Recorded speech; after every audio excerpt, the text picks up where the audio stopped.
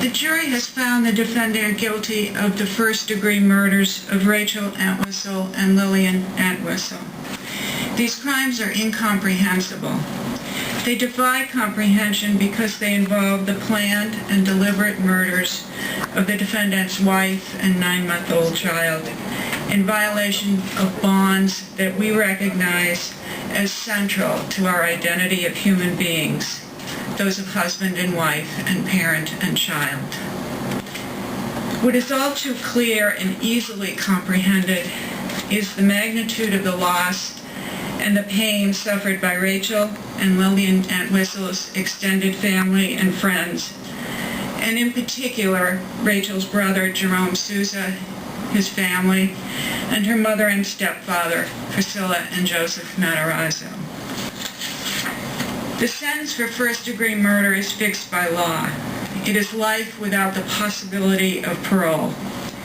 I understand the rationale of the Commonwealth's recommendation and Priscilla Matarazzo's request that consecutive sentences be imposed, in that it recognizes symbolically that that there is more than one victim.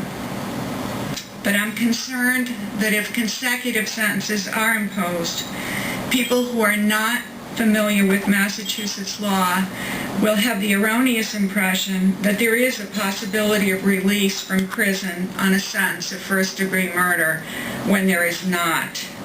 As a matter of law, a sentence for first-degree murder is an actual life sentence. Absent a pardon by the governor, there is no possibility of release from prison. A consecutive sentence would be purely symbolic. For that reason, I am imposing concurrent sentences for the murders of Rachel and Lillian Entwistle. That means that the defendant will serve, the actual sentence that the defendant will serve will be for both murders.